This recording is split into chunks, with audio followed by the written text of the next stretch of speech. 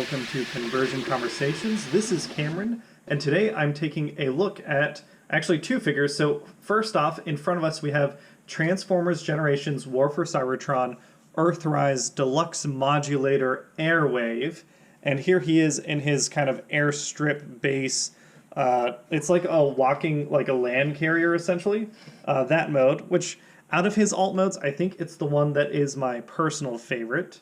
And in addition to that, we have Double Dealer here, or Doublecrosser, not Double Dealer, who is the, as far as I know, this is the last mainline modulator for Earthrise, and this is the last mainline battlemaster for Earthrise. So we've got, you know, the last components of the airlock system, and I thought it would be appropriate to show them off together. So in this mode, he doesn't really connect to other modulator bases. Most of his connections are closed off, but he does look, you know, he looks kind of like Metroplex's base mode, that kind of battle carrier version, and I really like that. He scales, you know, pretty well with different MicroMaster Patrol members. You can have them up on him like so. If you so choose, you can break off his front part, and then he can connect to other things like so. And then you can, you know, you can have him connected in such a format, let's say to Ironworks here, and that's how you start building up your base. We can put, you know, some more of the Battlemasters over here. And as far as I know, out of the Deluxe and, come on, there we go, Battlemaster waves, this is everything that came out in the main line. Everything else that we're getting is through Generation Selects or additions to like Netflix figures or things like that, which I thought was kind of interesting. Oh, we can, there we go, we can put Doublecrosser back, get these out of the way. But yeah, so here we have what is a teeny tiny little aircraft carrier on land, which I like the style of this. And as a modulator, to transform him, he's got 3 different base modes and then a robot mode. We're just going to break him up into his chunks, and I'll show you what all the chunks are. Come in. Oh, there we go. And it's essentially just tearing him apart, right? These are all his base components right here. And they can just kind of be organized in different ways. We can take these 2 leg pieces, we can add in, we're going to reconnect this section back. We can connect like so here, and like so here, and then take this piece, put it on the bottom right here, put this piece right here, and give him a little smokestack, another one of these pieces, and he's like a little highway section. So if you need like a really long connection between, let's say, I don't know, Ironworks and Skylinks, you can do that, which is pretty neat. But I'll admit that I don't love this as much. Maybe once I do Hot House, I'll like this mode better. Okay, we've got him back in his constituent parts one more time. And now we're going into his, it's essentially like a gun platform. That mode, we flip over the legs like so. We come in and we separate out these pieces of his legs. We can give him these pieces right here. We take this piece, his torso, and it's got 2 clips here that interact with the airlock system like so. And then on the back end, these pieces, he's got ports in his thighs that connect onto these ports right here. Oop. Fold this down like so. Then these ports on the bottom of his feet connect onto his shoulder ports, or his shoulder pegs, like so. We can angle this up, and we can give him guns up front, a little this piece comes up here for some reason. I don't really understand it. And then this piece in the back folds like so.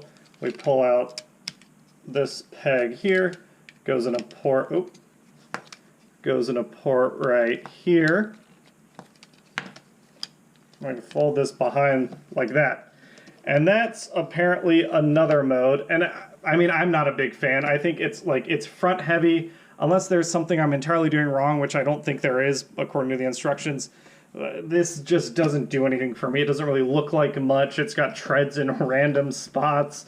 As an airlock system, it doesn't connect anywhere. Like this, the only thing this can connect to, since it's upside down, would be Ironworks' tower mode connection, but the tower mode connection has to be on the first floor. So like this really, like, it's kind of a neat also include. I think it's referencing a Transformers Zone base mode, which is fine, but to me, it's like a fan mode more than anything else. The crawling Air Force base, the land mode Air Force base, is, to me, Airwave's true form.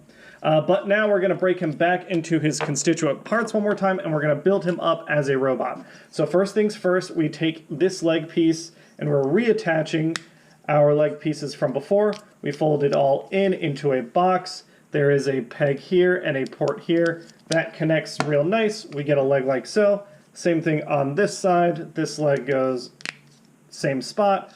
Line up the peg and port. We've got our two legs like this.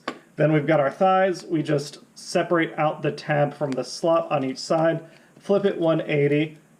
We can build up his legs. There we go. Looks real nice. Then we can come in on the torso. We can flip out that head, flip it around.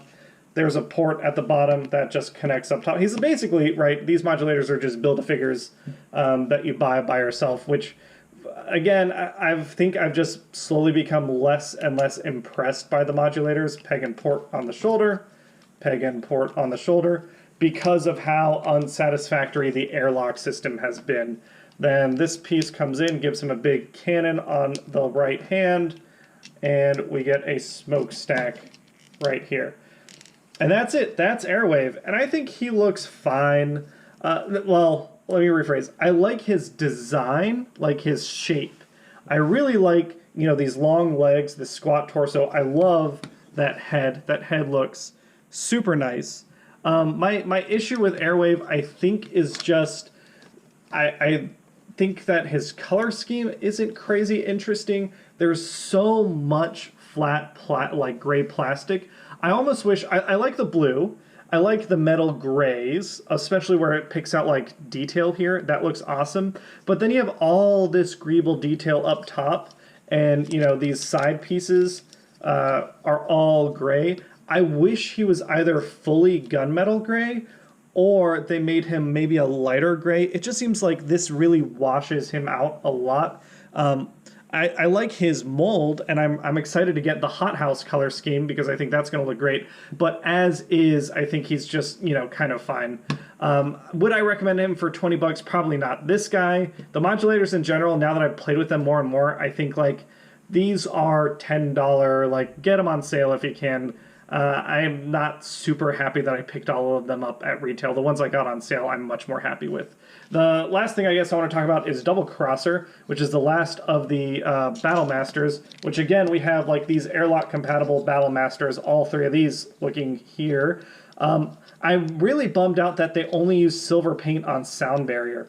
I think that all of them could have done, I mean, maybe the snake, Slitherfang, you know, like the dark gray works better for him. But having them like be different color transparent plastic, but then have a single unifying like silver theme to make them look more like roads, I think would have been cool, and I would have been happier with them.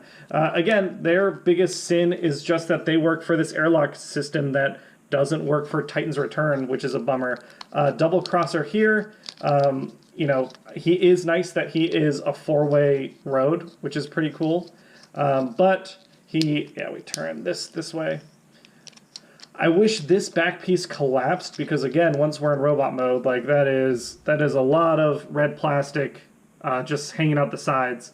It is interesting that He's not significantly bigger than Soundbearer, even though he has two heads. I like his design. I just think that I'm overall, now that I've got more and more of the airlock system in hand, I'm just not as happy with it. I think it was a cool idea that Earthrise just did not knock the execution out of the park with, like they did on Titan's Return. And that's really it. That's a quick look at Airwave and Doublecrosser, and I think both of them are kind of passes for me. I don't think that you need to waste your money chasing these down unless you've got a special connection to the original MicroMaster bases or you really like the airlock system.